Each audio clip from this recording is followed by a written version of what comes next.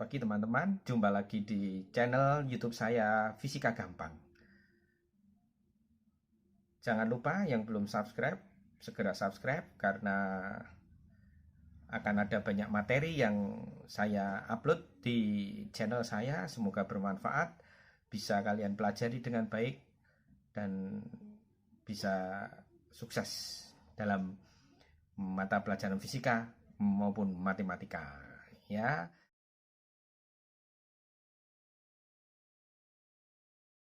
Selamat sore, anak-anak. Langsung saja kita bahas latihan soal penilaian akhir nomor 1. Sebuah benda berdiri tegak di atas sumbu utama cermin cekung pada jarak 20 cm. Bayangan nyata, nah ini penting ya kalimat nyata. Bayangan nyata dibentuk pada jarak 30 cm. Tentukanlah fokus cermin dan perbesaran bayangannya. Nah, ini diketahui jarak benda 20 cm. Bayangannya nyata, berarti dia positif 30 cm. Nyata ya, kalau maya nanti nilainya ini min, masukannya di sini minus ya.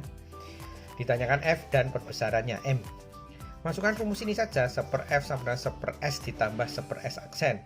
Nah, kalau di buku ada yang ngomong 1/SO ditambah 1/SI ini ya. Masukkan 1/F, S-nya 20, SI-nya atau S aksennya 30. Jadi ketemu ini disamakan penyebut 60, ini 3, ini jadi 2/60, dijumlah jadi 5/60. Jadi F nya tinggal dikali silang ya, balik ya. 60 sama dengan 5F, maka F nya adalah 60 dibagi 5, 12 cm. Nah, perbesaran bayangannya adalah rumusnya nilai mutlak nih ya, S aksen per S. S aksennya 30 plus S nya 20, jadi nilai M nya adalah 3/2 kali atau 1,5 kali. Nanti kalau kalau S aksennya nanti maya, ini nilainya min, tapi karena dinilai mutlak nanti jadi plus. Jadi perbesaran bayangan itu nilainya tidak ada yang negatif ya, selalu positif. Berapa kali begitu. Ini 1,5 kali ya, berarti diperbesar. Nomor 2. Di manakah sebuah benda kecil harus diletakkan di muka cermin cekung? Ingat ya, fokus cermin cekung nanti nilainya selalu positif. Kalau cermin cembung fokusnya negatif. Nah, saya ingatkan lagi ya, kuncinya hanya di situ sebenarnya. Agar diperoleh perbesaran 5 kali. Jadi kalau kita mau memperoleh perbesaran 5 kali, maka bendanya ini harus diletakkan pada jarak berapa di muka cermin, begitu soal ini ya. Kita masukkan saja langsung mula-mula M-nya kita masukkan. S aksen per S ya. Nah, perbesarnya 5 kali masuk sini. 5. Ini bukan S ya, ini 5. S aksen per S. Lalu kita cari nilai S aksen, kita kali silang saja, ini 5S. Nah, berupa persamaan, biarkan dulu. Lalu kita masuk ke rumus yang 1/F plus 1/S ditambah 1/S aksen. 1/F nya 10, masukkan ini plus karena cermin cekung. Ingat ya, kalau cermin cembung nanti nilainya negatif. 1/S ditambah S aksennya tadi nilainya 5S, kita masukkan ke sini. Kita samakan penyebutnya jadi 5S, ini kali 5, yang ini tetap 1. Terus dikali silang ya, 60 sama dengan 5S. Maka S-nya 12 cm. Jadi benda ini harus diletakkan 12 cm di depan cermin cekung supaya perbesarannya 5 kali. Gitu ya, ini hanya mengulang saja saya ya. Pelajaran sudah sering dibahas, latihan juga sering. Nomor 3. Benda tingginya 10 cm berada di depan. Nah, ini sekarang kita cermin cembung, hati-hati nanti ya. Bedanya di mana? Di sini nilai F-nya minus ya. Jari-jari 80. Bila jarak benda ini S-nya 60, maka tentukan letak bayangan S aksen, perbesaran M dan tinggi bayangannya. H aksennya ketahui dulu ya, tingginya H 10, R-nya, nah ini artinya jari-jari itu R 80 cm. Nah, nilai fokus itu selalu separuhnya jari-jari. Jadi kalau jari-jari 80, nilai fokusnya adalah 40 cm. Nah, ini jarak bendanya 60 cm. Masuk sini ditanyakan bayangan, perbesaran dan tinggi bayangan. Nah, ini perhatikan bedanya dengan nomor 1 dan 2 tadi cermin cekung. Kalau cermin cembung fokusnya negatif. Jadi ini dimasukkan nilainya fokusnya negatif. Jadi masukannya min 1/40 sama dengan 1/60 plus 1/S aksen. Kita pindah ruas ya, 1/60 pindah sana saja. Jadi min 1/60, samakan penyebut 120 saja. Ini dikali 3, yang ini dikali 2. Min 5/120. Maka S aksennya tinggal dibalik, min 120/5. Nilainya adalah min 24. Artinya apa minus ini? Artinya bayangan ini nanti bersifat maya. Nah, terbentuknya di belakang cermin. M-nya, nah perhatikan M-nya. Nilai mutlak dari S aksen per S. S aksennya minus 24. S-nya 60, jarak benda tadi. Perkecil menjadi 4/10 atau 2/5 juga. Nah, ini keluar plus ya, karena sudah dimutlakan nilai min-nya dianggap tidak ada. Jadi perbesarannya adalah 4/10 kali atau 0,4 ya, diperkecil. Sehingga tingginya, rumusnya tinggal tinggi mula-mula dikali dengan perbesarannya tadi. Tinggi mula-mula 10, perbesarannya 4/10, coret 4 cm. Jadi tinggi yang 10 cm karena diperkecil 0,4 ini ya menjadi 4 cm. Nah, itu soal nomor 3. Nomor 4 juga cermin cembung. Hati-hati ya, kalau cermin cembung nih, bedanya cuma di sini. Nilai fokusnya negatif. Fokusnya 5, tingginya 3, tinggi benda mula-mula. Ini jarak benda ini 5 cm di depan cermin cembung. Berapakah jarak bayangan S aksen, M, dan tinggi bayangan serta sifatnya? Ini sama persis seperti nomor 3. Jadi nilai hanya 3 cm, S-nya 5, fokusnya 5 juga ya. Kita masukkan seperti tadi sama 1/F, 1/S plus 1/S aksen. Cuman yang perlu hati-hati adalah waktu memasukkan 1/5, fokusnya ini minus karena ini cermin cembung ya. 1/5 ditambah 1/S aksen. Nah, 1/S aksennya ditanyakan taruh sini aja biar 1/5-nya saya pindah ke sana min. Min lagi berarti min 2/5. Jadi S aksennya tinggal dikali silang ya atau dibalik. S aksennya adalah 5/2 minus 5/2 atau minus 2,5 cm. Min di sini menunjukkan berarti bayangannya yang terjadi ini sifatnya maya tegak. Ini nanti ya di sifat bayangannya. Nah, M-nya kita masukkan, diulang-ulang terus seperti itu ya. S aksen per S, min 2,5 dibagi 5, berapa? Setengah. Karena dimutlak min-nya dianggap tidak ada, sudah hilang ya, setengah kali, diperkecil berarti setengah kali itu. Jadi tinggi benda yang mula-mula 3 karena diperkecil setengahnya, maka tinggi bayangnya sekarang menjadi cuma 3/2 atau 1,5 cm. Separuhnya dari 3 ya, begitu. Nah, sifatnya bagaimana? Nah, ini tadi minus maya. Maya itu selalu tegak. Diperkecil karena bayangannya M-nya perbesarannya kurang dari 1 ya. Kalau lebih besar dari 1 setengah kurang dari 1 ya. Kurang dari 1 berarti diperkecil. Jadi sifat bayangannya maya tegak diperkecil. Begitu ya, cermin cembung. Nomor selanjutnya nomor 5. Ya, nomor 5. Sekarang kita masuk loop. Nah, di sini ada loop. Kemarin kita sudah bahas ya, terakhir kita bahas loop. Kita ulang lagi biar nanti nilai akhirnya bagus. Sebuah loop fokusnya 5 cm. Digunakan melihat sebuah benda kecil.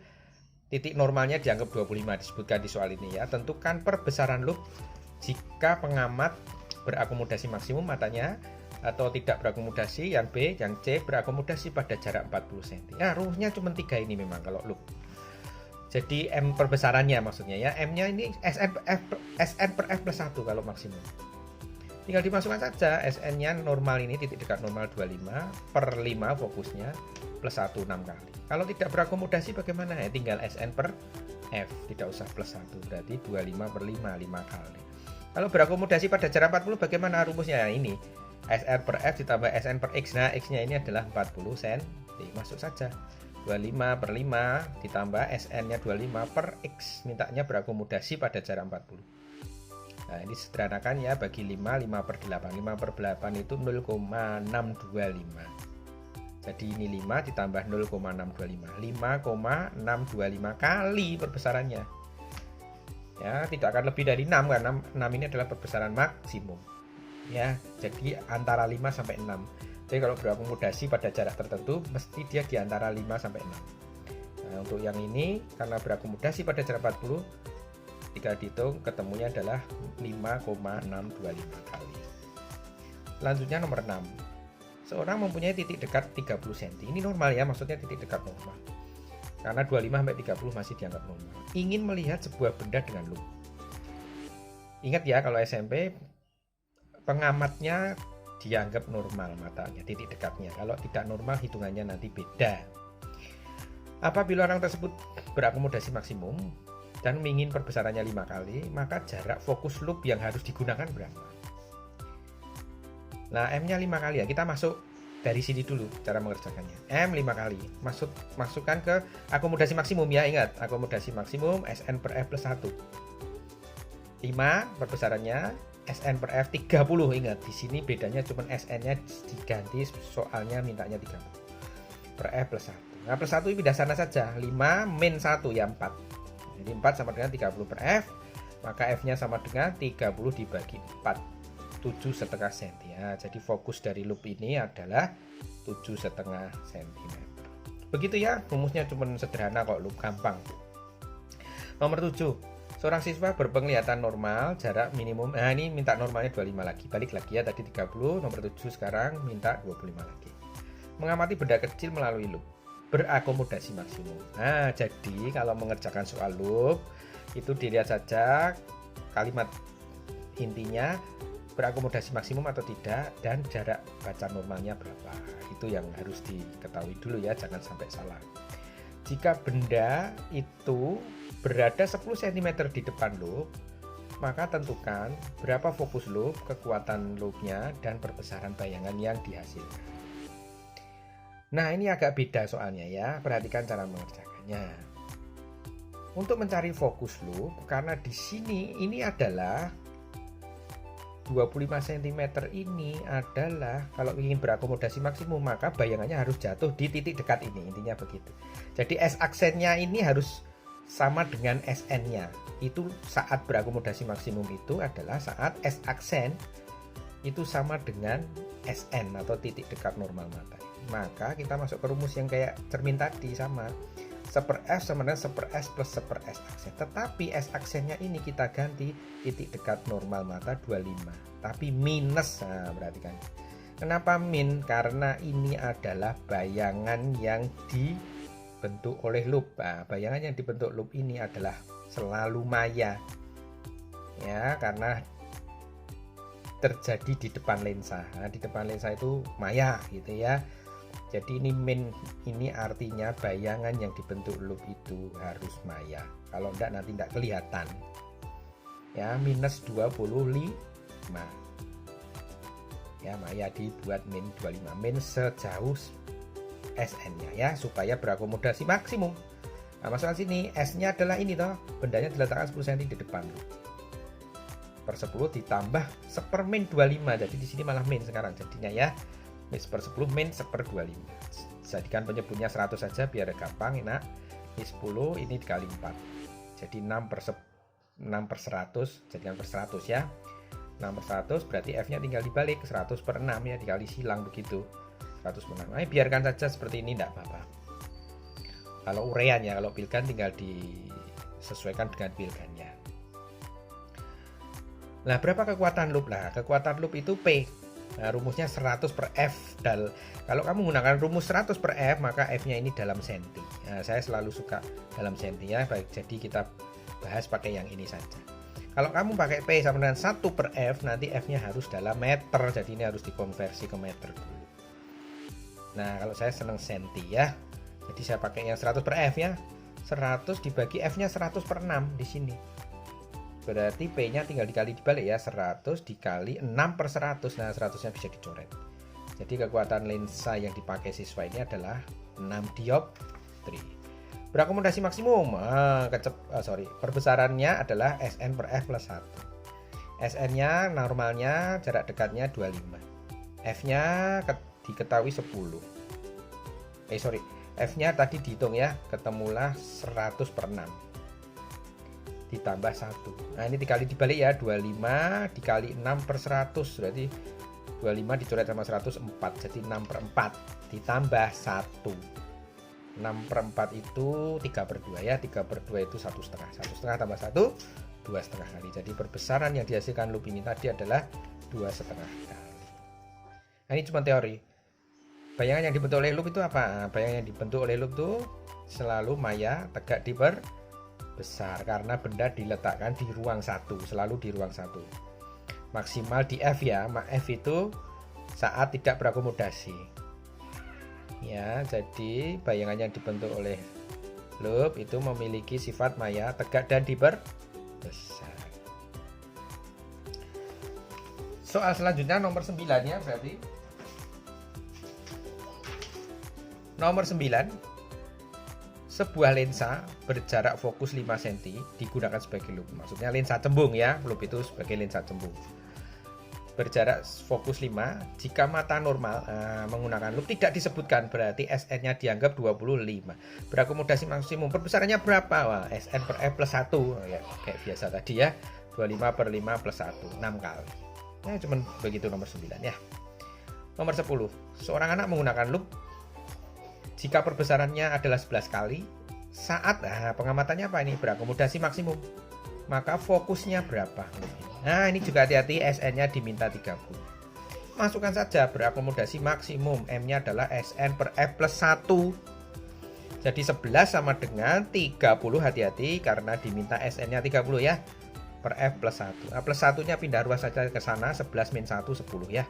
10 sama dengan 30 per F. Jadi F-nya adalah 30 per 10, 3 cm. Jadi nomor 10 ini loop yang digunakan fokusnya adalah 3 cm. Nah, nomor 11 ini sebenarnya teori ya. Jadi kalau mengerjakan soal nomor 11, kalau pilgan boleh pakai prinsip seperti ini, perhatikan. Sebuah lensa fokusnya 4 cm digunakan sebagai loop agar mata melihat tanpa berakomodasi, maka benda harus diletakkan di mana dari loop. Nah, ingat, supaya mata tidak berakomodasi, maka untuk pemakaian loop, benda diletakkan di mana, masih ingat? Di fokus. Jadi kalau kamu pengen menggunakan loop dengan mata tidak berakomodasi, letakkan saja S-nya atau bendanya itu sejauh F-nya atau pas di titik fokus lensanya. Fokus dari loopnya. Misalkan fokusnya 4 cm, ya taruh aja di situ di fokusnya. Maka nanti mata akan melihat bayangan di tak terhingga ya. Terhingga artinya tidak berakomodasi. Begitu. Tapi kalau uraian bagaimana Pak? Nah, kalau uraian kayak nomor 3 atau 4 tadi ya. Jadi masukkan 1 per F saja, 1 per F plus 1 per S plus 1 per S aksen. Fokusnya berapa? 4. Ingat, kalau tidak berakomodasi, maka bayangan yang dilihat oleh mata harus jatuh di tak terhingga, tapi minus. Kalau berakomodasi maksimum tadi, ya, bayangannya harus jatuh di titik dekat mata, min 25 ya toh. Kalau tidak berakomodasi, S aksennya tinggal kita ganti tak terhingga, min. Nah, karena sepertak terhingga itu secara matematik 0. Jadi F-nya 4, 1/4 sama dengan 1 per S ditambah atau dikurangi 0, sama saja ditambah 0 pun. Sama ya. Hilang udah. Jadi 1/4 sama dengan 1 per S. S-nya tinggal dibalik 4 per 1, 4 cm. Nah, sama ya. Ini kalau pilkan boleh langsung sini. Logikanya adalah taruh saja di fokusnya supaya tidak berakomodasi. Tapi kalau uraian boleh masuk ke sini, tinggal S aksennya diganti minus tak terhingga. Itulah teman-teman pembahasan latihan penilaian akhir untuk kali ini. Terima kasih untuk perhatiannya. Ikuti terus channel saya untuk melihat pembahasan-pembahasan berikutnya. Terima kasih.